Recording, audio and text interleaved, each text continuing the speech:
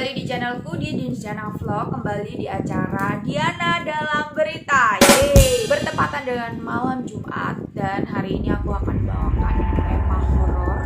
Buat teman-teman semua yang suka horor, mari merapat. Jadi beberapa pekan lalu kita dikejutkan dengan berita heboh yang viral, mobil yang tersesat di hutan di Gunung Putri, Majalengka. Jadi serem banget ya teman-teman. Makanya kalau kalian mau jalan-jalan kemana aja, kalian wajib untuk berdoa biar kalian gak tersesat di jalan. Makanya di tahun 2021 ini yang udah modern ini, percaya nggak percaya makhluk itu ada dan kita harus tetap waspada. Kita harus terus berdoa kalau kita mau perjalanan kemanapun.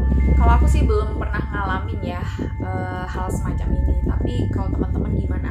Kalau ada yang ngalamin, kalian boleh cerita di kolom komentar ya. Dan kita langsung aja simak ceritanya. Berawal dari sebut aja Pak Ajang, dia mau ke Cirebon menuju ke Tasikmalaya untuk mengunjungi saudaranya yang sedang sakit. Katanya dia berkunjung gitu bersama keluarganya. Jadi dia naik mobil itu, dan satu mobil namanya Pak Ajang yang nyupir dan juga 7 orang keluarganya.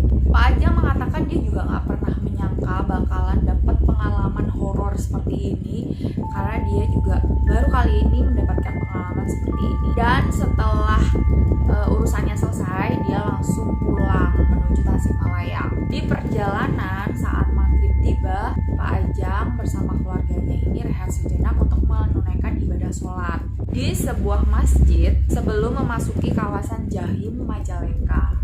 Dan setelah sholat maghrib, mereka pun melanjutkan perjalanan. Namun bukannya dia melalui jalur utama via Kawali Ciamis, Pak Ajang justru memilih jalur alternatif via kawasan Jahim, Majalengka. Ketika mulai menunjukkan pukul 19.30 waktu Indonesia bagian Barat, Pak Ajang mulai tidak enak hati.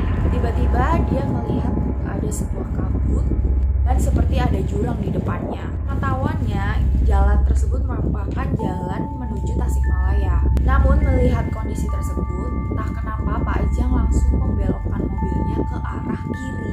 Tak disangka mobil yang dikendarai oleh Pak Ajang ini memasuki kawasan yang jalanannya rusak parah setelah 1 km perjalanan. Tapi entah kenapa Pak Ajang terus melakukan perjalanan tersebut. Entah kenapa walaupun perasaan tak enak terus menerpa, saya terus saja melaju ke depan. Padahal jalan semakin tak enak, tak karuan, dan juga memasuki kawasan yang gelap gulita. Begitulah kata Pak Ajang. Saat dia berada di jalan rusak itu, anehnya Pak Ajang ini tidak meminggirkan mobilnya dan juga berbalik arah.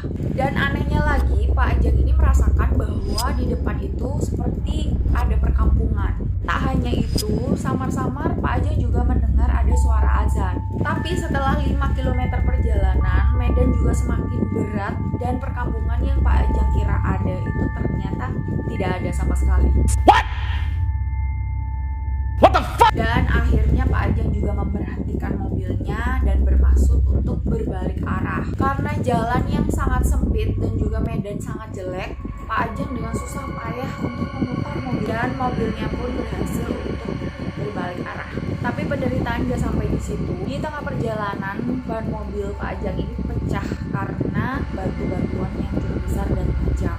Akhirnya perjalanan pun terhenti dan waktu itu menunjukkan pukul 21 waktu Indonesia Barat. Pak Ajang pun bermaksud untuk mengganti ban mobilnya, tapi hujan deras pun turun. Tapi di sini Pak Ajang merasakan bahwa posisi mobilnya itu kurang pas. Nah, akhirnya Pak Ajang pun memundurkan mobilnya agar mobilnya itu posisinya lebih pas. Setelah Pak Ajang memundurkan mobilnya, memposisikan mobilnya dengan benar, kalian tahu apa yang akan terjadi selanjutnya? Beberapa menit setelah mobil diundurkan, longsor pun tiba tepat di depan mobil Pak Ajang dan langsung menutupi jalan. Pak Ajang bercerita jika saja dia tidak cepat memundurkan mobilnya, pasti mobilnya juga kena longsor.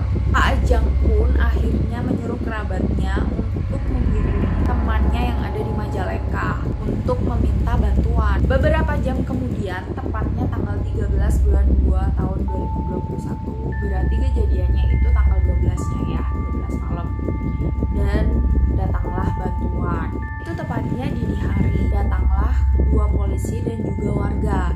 Pak Ajang pun juga merasa plong karena lepas dari suasana yang horor dan juga menakutkan semencekam itu ya teman-teman. Nah, gimana menurut kalian? Ceritanya horor apa enggak? Terus kalian kalau ada di lokasi itu, kalian ceritakan juga di kolom komentar ya. Pak Ajang juga mengatakan bahwa dia juga mendapat kabar berita bahwa tempat tersebut dulunya adalah lokasi pembuangan mayat penjahat terjaring operasi yang dikenal masyarakat dengan sebutan Operasi Petrus tahun 80-an. Nah, itu tadi cerita horor dan mistis dari saudara kita yang perjalanannya diganggu oleh setan. Gimana dengan pengalaman kalian? Apakah kalian atau sekitar kalian pernah mengalami kejadian itu juga? Please komen di bawah. Oke, itu aja berita hari ini. Jangan lupa like, komen, dan subscribe, dan see you. Bye.